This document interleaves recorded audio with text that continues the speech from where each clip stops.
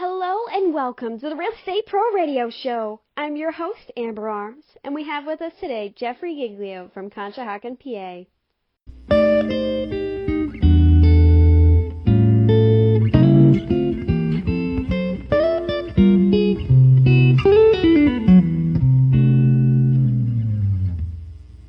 Hey, Jeff. Welcome to the show. How you doing today? I am good. How are you? I am doing well. Thanks for asking. I'm so excited to have you on the show today. Likewise. I appreciate you guys giving me the opportunity here. Yeah, absolutely. Well, let's just hop right into it. Tell me a little bit about yourself. Who's Jeff? So, I think first thing that always sticks out for me with other people is, first and foremost, I am an identical twin. I work with my twin brother, Mike, 35 years old, grew up in Bethlehem, Pennsylvania. Always stayed local to the area until I had met my wife, moved down to the Conshohocken area, where I currently reside. That's amazing. It's funny you mentioned that. I'm actually also an identical twin. I have my twin sister, Crystal, here, and we work together too, actually, in most of the insurance stuff we do.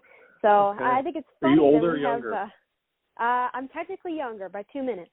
I got Mike by 10 minutes. So there you go. The twin got that one for life. That's for sure. Exactly right. Oh, that's amazing. So then how did you and Mike get involved into mortgage? Actually, really kind of fell backwards into it. We had graduated from East Stroudsburg with sports management degrees. Sports was kind of always our main hobby or main passion in life, if you will. And then we had graduated college. Our mother was fortunate, we were fortunate enough, to have our mother allow us to live at home rent-free. We saved our money for a year, knew we wanted to buy, not rent. So she allowed us to kind of execute that game plan. And, going through the home purchasing process, we had went into the office of the lender we were referred to, sat down with him. He just took a liking to Mike and I and had posed the question if we had ever given any thought into getting into mortgage business. At that point, we barely even knew what a mortgage was, honestly, at that point in time. But kind of going through the process with him, seeing a couple, he was kind enough to reveal a couple of his pay stubs. So getting to see the earning potential and what went into the industry, Mike and I both thought it's something that we could, really sink our teeth into. That's amazing. So you really kind of stumbled into it as, something you needed for, getting a house yourself and just kind of hopped into the industry from there then, I guess. That's correct. Yeah, exactly right. Yeah. So how do you get started? Is it something where you have to get licensed or did you have to do training or how do you get started in something like that? So you do have to get licensed. So when we had first started, the name of the bank was Quaint Oak Bank. They're a small shop in Allentown. I believe they have other branches. I'm not entirely sure at this point. But long story short, they are federally chartered. So if you do work for a federally chartered bank, you are not required to be individually licensed if you work for that bank. But if you're going to go out and work for an independent mortgage company like what we do now, Cross Country Mortgage, they are not federally chartered, so you are required to be individually licensed. So you have to go through 20 hours of online pre-education, prerequisite type stuff, pass your online test, as far as that initial exam is concerned. And then from there, you schedule time at a testing facility where you go and you sit down. It's about 3 hours.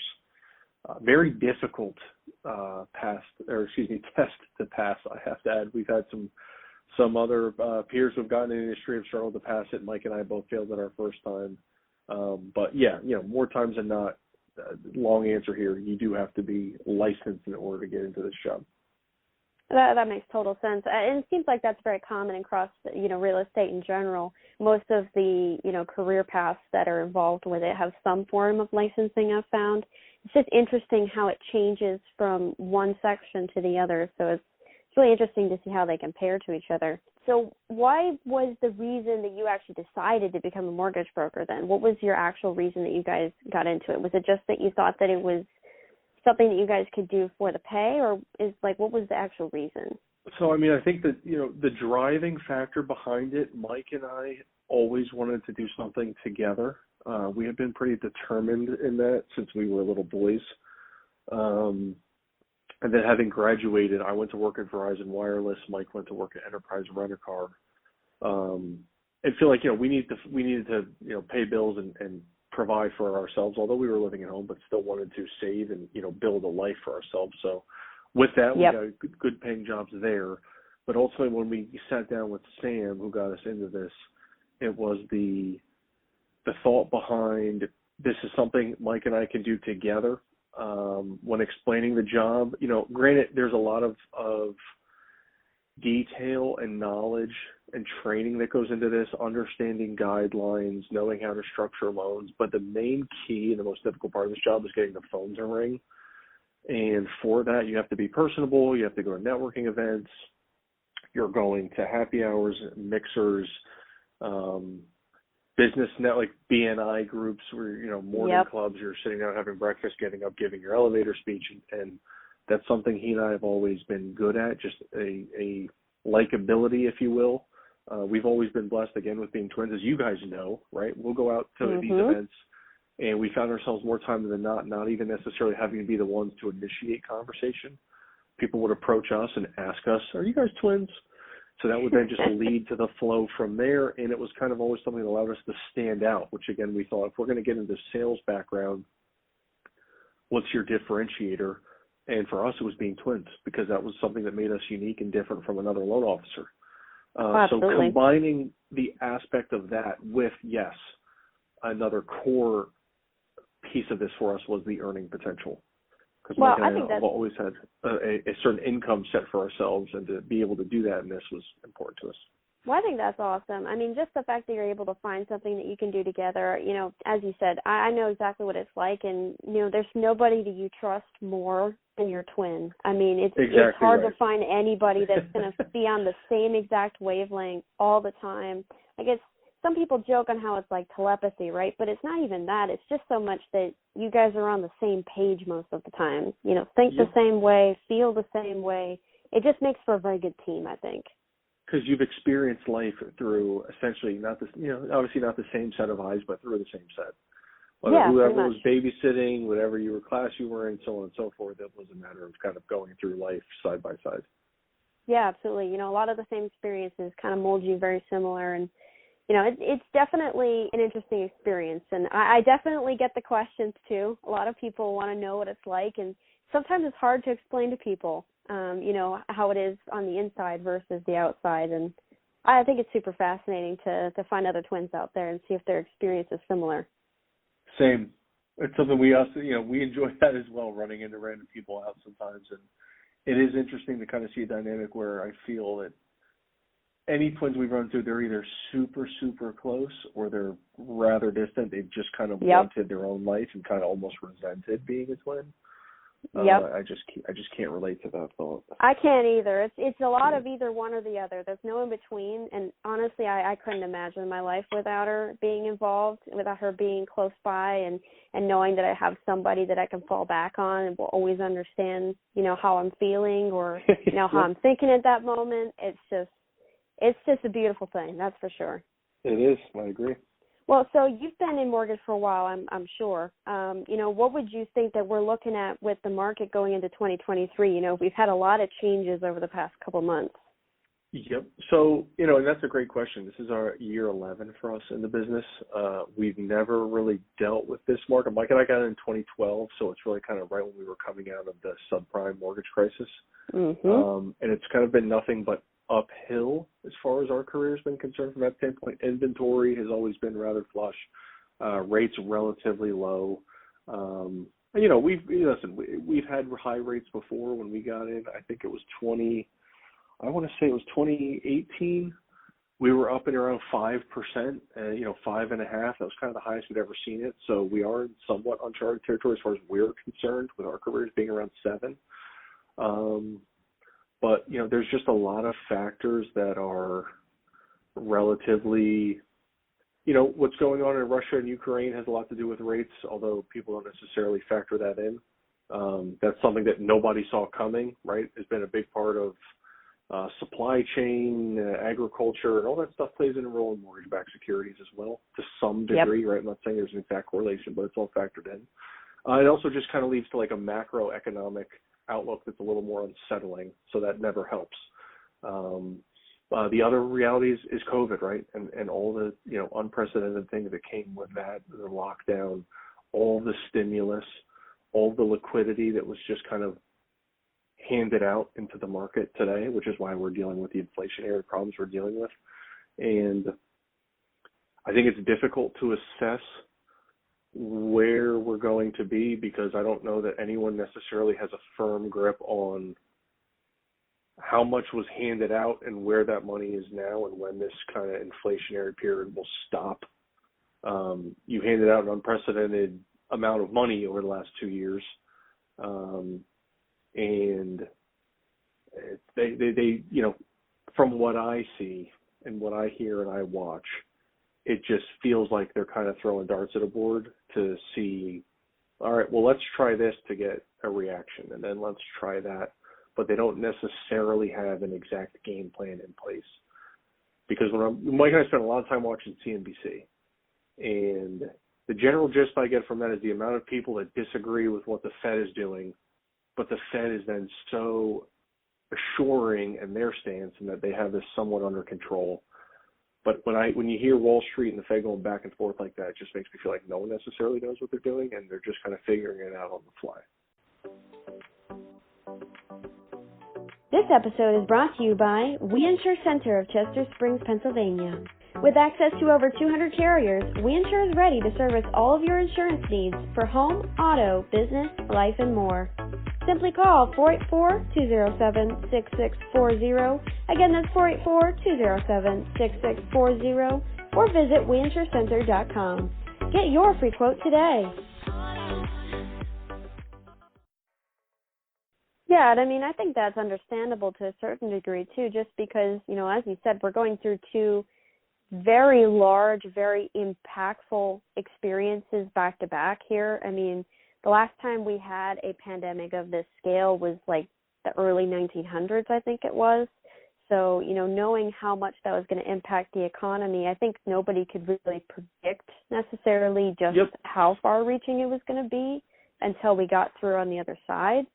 And yeah, I think it's going to take a while for us to really recover from just how much stimulation that we kind of just shot into the economy over the past 2 years. That doesn't go away overnight. Exactly. So it takes time, that's for sure.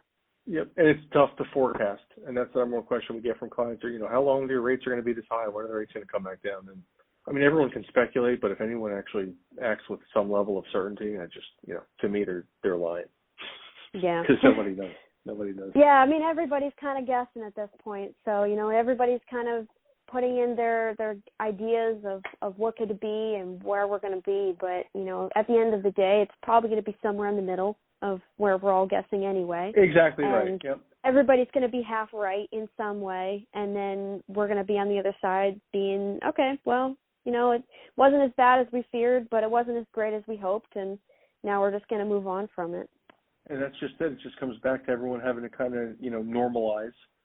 And, what is the new level? Where's the bar now set? And adjust and go from there, as we always do. Yep, that's for sure. Well, then I have one question for you, since you've been in here in the industry for a while. How does the interest rate affect people's buying power? Because I think a lot of people don't really understand it that well as far as how much it impacts their availability to get a loan. Yep. Another great question. I mean, that's probably the biggest issue we're dealing with right now is affordability.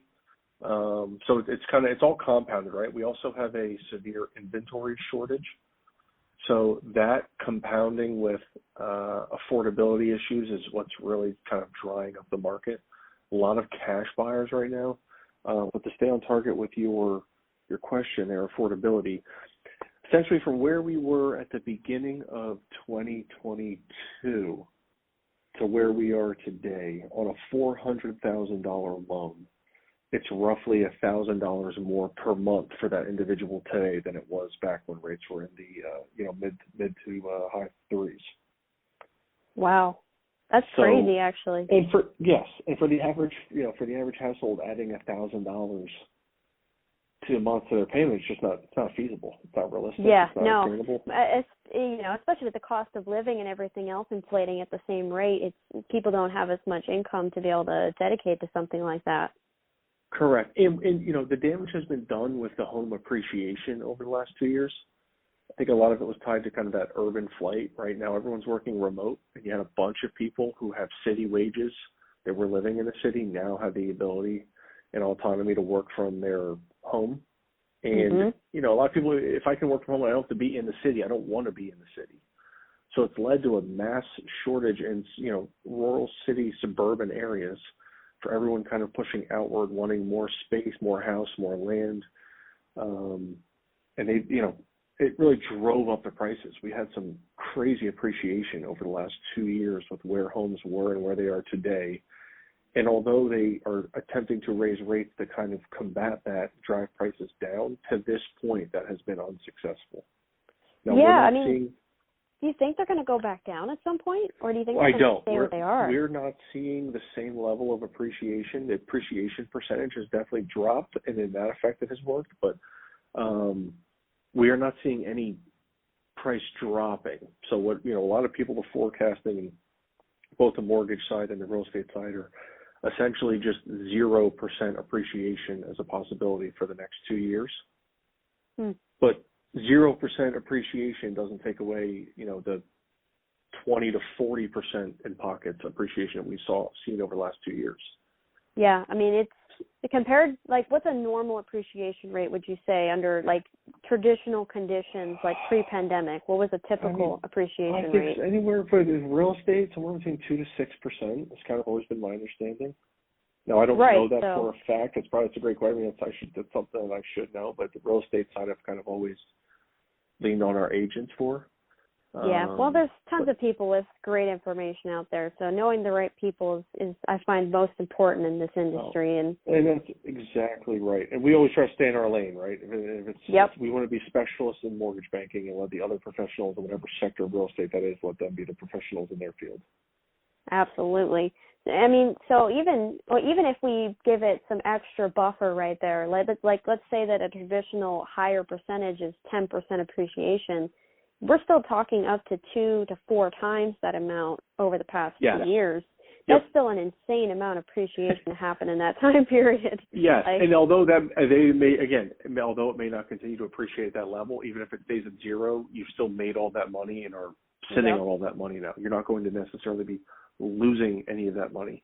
And even the worst forecast we've seen for depreciation, 5%. So, the home prices aren't going back to what they were in 2019. It's just not going to happen. Yeah, I mean, even if it does, it's probably going to take quite a number of years before it's going to be able to get to that point. And I don't know that it ever will. I mean, generally, house prices tend to go up over time and stay that way. So, I don't know that they'll ever get back down to where they were. Also, during the pandemic, there was an incredible amount of institutional money being poured into real estate and buying of houses for rental real estate. Yeah. And, that inventory is not going to see the market for the next 20, 30 years. Yeah, because they're looking at long-term investment stuff. Correct. The people. Correct. And they've bought all that up at 3%, and it's not, that inventory is not, it's just off the market now. So when you wipe out all that inventory without necessarily being able to keep up with new construction because of supply chain issues and just everything working against us from the creating new inventory standpoint, it's just kind of created the environment that we're currently in. Yeah, and it's going to take a while to kind of equalize, but generally I think that the industry tends to equalize over time. It just takes time. Generally, it's at some point I think the rates will come back down. House prices may still kind of stay where they are, but generally these things tend to equalize eventually. It's just a question of how long it's going to take to get to that point. Yeah, and that's the question. That's the $1 million question right there. That it is. If only we could tell the future, right? Oh, yeah, exactly. I probably wouldn't be on this call. If I could tell that, I probably wouldn't be on this call. Right? And you probably wouldn't be calling me. Yeah, for sure. Yeah. Well, what would you say, in all the time that you've been doing this, what's the biggest misconception that people may have when they walk in the door and come to try and do business with you? What do you have to usually teach people? Oh, wow. That's a great question. That's a really good one. I think the biggest misconception would have to be people thinking that there are programs out there that just like you're a first-time home buyer, so they just give you a house and you don't need any money. And I heard about a first-time home buyer program, and it's as though because you're a first-time buyer, they're just going to turn the keys over to you. And that's just not. Now, listen, there are programs out there to help you get in for a very minimal amount. Not everyone qualifies. Some do, some don't. But more times than not, an individual is going to need some type of asset to be able to purchase a home. Right? We're going to need to be able to sell something and put that money away and let that money season in the bank. We're going to have funds on reserve. We're going to need gift money from parents. We're going to need something to be able to purchase a home. So I'd try to say of the majority of what we deal with are first-time home buyers. Now, as we've gone later in our career, we're certainly coming into the move-up buyers. But a lot of first-time home buyers think because they're first-time home buyers, they just get the house just basically given to them. So basically just misunderstanding how the program works. And some of that could be just bad advice from family and friends that don't 100% understand it themselves. I think that really kind of highlights how important it is to have someone like yourself involved in the process so that they're not trying to essentially set themselves up with a program that they don't even qualify for or that isn't a good fit for them. We've always taken pride in educating clients. That's the number one thing we have always tried to stick to is if you're going to come and talk to us, we're going to do our best to educate you on the process, make you fully aware of all of your options and how they work. But yeah, I think a lot of it outside of even family is just kind of like if you go on the internet, like based on how everyone's talking, there's plenty of people about, the Grant Cardones that you just, it's easy. Acquiring real estate's easy. You don't even need money. And there's just kind of developed that misconception of, yes, there are creative finances out there, but that is not for the person who is making ends meet and doesn't have any money to their name. That's just not for that type of individual. Yeah, well, I can definitely say with the invention of the internet and all that it's come with it, it's definitely brought a lot of positives, but, there's definitely a lot of times where information can be left without enough context, where, somebody may misrepresent it, and then you have people coming into the process with the wrong expectations. Even just on the real estate side of things, all of these like real estate TV shows that they have going on, like House Hunters and flipping shows and investing, it just kind of gives people the wrong idea, I think, of how the industry works, and just it really kind of highlights the pros and doesn't really talk about anything else as far as, the minimums that you need to be able to get involved with something like that. Well said. Yeah, well, I think that it's good that they have somebody like you that they can reach out to, because I can say for sure that, most people probably don't know a lot about mortgaging, but, it's a very complicated industry to begin with. So having somebody who specializes it and that does it day in and day out and knows it like the back of their hand is really going to help everybody in the process get to the finish line. I agree. Well, listen, Jeff, it's been wonderful having you on today. If somebody wanted to reach out to you and maybe, try to get something in this crazy market, what's the best way for them to contact you? Yep. So first and foremost, thank you so much for having me on. This has been great. I really appreciate you, reaching out and kind of allowing me to have this opportunity here. And I would say that the absolute best means for anyone to get a hold of me is my direct cell number. And we can access that. You can go to thegigliogroup.com, access our phone number from there. You can look us up on Facebook. We are as the Giglio Group on Facebook. I'd say those are the two number one means. Or if you just Google the Giglio Group, our contact information will populate from there as well. Wonderful, wonderful. Well, I really appreciate you having me on, and I'm always happy to meet other twins, so that was a wonderful highlight of my day. Likewise. So I really appreciate you coming on today. You got it. Thank you so much. Thank you. Have a good one. You too.